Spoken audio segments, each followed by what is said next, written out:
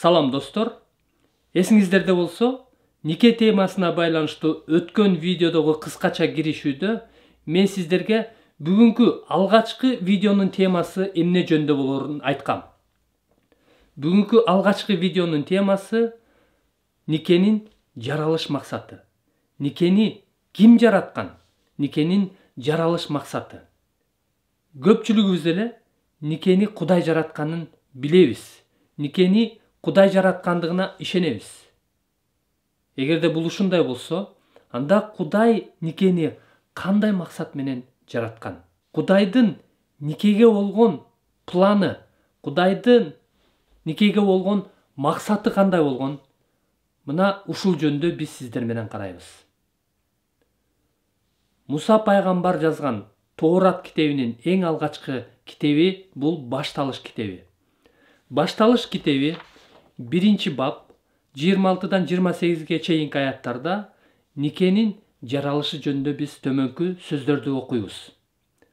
Анан Кудай мындай деди: биздин бейнебиз боюнча өзүбүзгө окшоштуруп адам жараталы.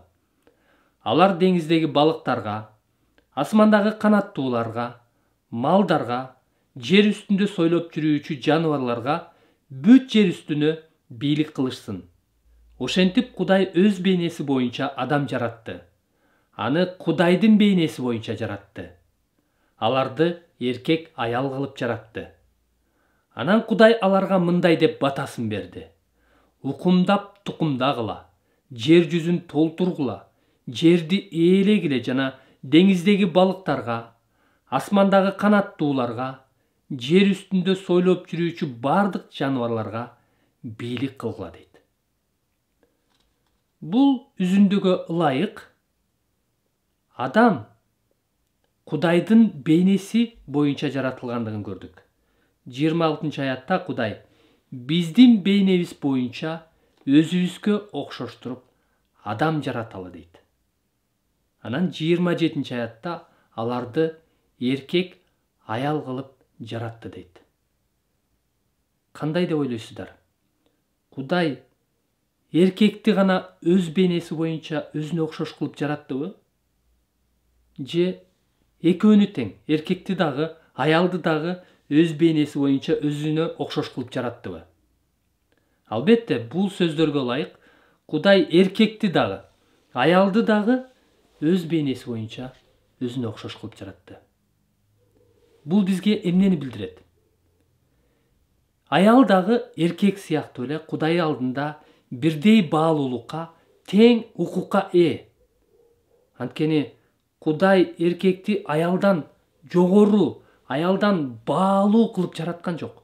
Экөөнү тең, бирдей укукта, бирдей баалуулукта жаратты. Анткени экөөнү тең Кудай өз бейнеси боюнча өзүнө окшош кылып жаратты. Бул чындык демек. Кудай эркекти дагы, аялды дагы бирдей баалуу жана тең укуктуу кылып жараткан. Демек, Кудайдын никеге болгон планы аял дагы, күйөө дагы Кудай алдында бирдей баалуу.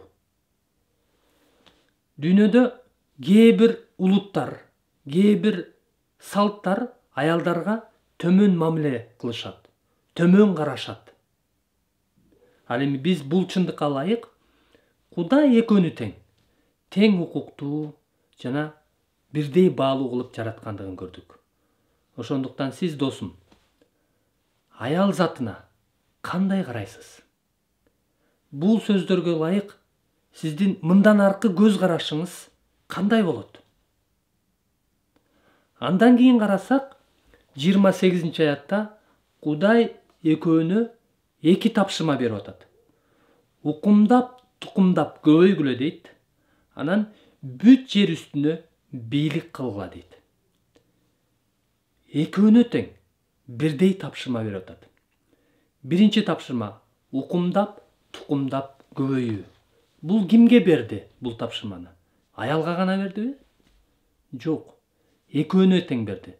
Укумдап, тукумдап көбөйүү тапшырмасы же болбосо жоопкерчилиги аялга дагы, эркекке дагы бирдей берилген. Демек, бул экөөнүн жоопкерчилиги. Ошондой эле менин суроом. Бул укумдап тукумдап көбөйүү жоопкерчилигин эки эркек же эки аял аткара алышабы? Албетте жок. Анткени укумдап тукумдап көбөйүү бул жыныстык катнаш аркылуу эркек менен аялдын, тактап айтканда, күйөө менен аялынын ортосундагы ишке аша турган нерсе. Жыныстык катнаш аркылуу ишке аша турган нерсе. Бул жыныстык катнаш темасын биз кийинчерээк дагы тереңирээк карайбыз. Бирок бул үзүндүгө ылайык жыныстык катнашты дагы Кудай жараткандыгын көрдүк. Жана эгерде ыйык китептин контекстинде карасак, качан жыныстык катнаш баталуу болот? Качан күйөө менен аялдын ортосунда болгондо гана баталуу жана ыйык нерсе болот. Мен жогоруда айткандай, бул жөндө биз кийинчерээк дагы өзүнчө карайбыз. Демек, укумдап тукумдап көбөйүү тапшырмасын же болбосо жоопкерчилигин эки аял же эки эркек аткара алышпайт. Ошондуктан бүгүнкү күндөгү дүйнө жүзүндө болуп аткан ЛГБТ, гомосексуализм жана башка ушул сыяктуу нерселер Кудайдын эркине таптакыр ылайык келбеген. Кудайдын эркине каршы келген нерселер. Ошондуктан биз бул чындыкты билишибиз керек жана сакташыбыз керек, карманышыбыз керек. Ошентип экөөнө тең бирдей жоопкерчилик бергендиги бул дагы да бекемдеп турат. Экөө тең Кудай алдында бирдей баалуу жана тең укуктуу экендигин далилдеп турат. Ошентип жыйынтыктасак, бул үзүндүдөн биз никени адам эмес, Кудай жараткандыгын, Кудайдын никеге болгон планы кандай экендигин көрдүк. Кудай эркек менен аялды өз бейнеси боюнча өзүнө окшош кылып жараткандыгы, бул деген сөз Кудай алдында экөө тең бирдей укукка жана бирдей баалуулукка ээ. Ошондой эле Кудай эркек менен аялды өзү менен жана алар бири-бири менен тыгыз байланышта, өзгөчө, уникалдуу мамиледе болуш үчүн жараткан. Анда алардын айырмачылыгы, биз жогоруда айткандай, экөө тең бирдей баалуулукка, бирдей укукка ээ болсо, анда алардын айырмачылыгы эмнеде болгон? Бул жөнүндө биз ыйык жазуудан кийинки видеодон көрөбүз.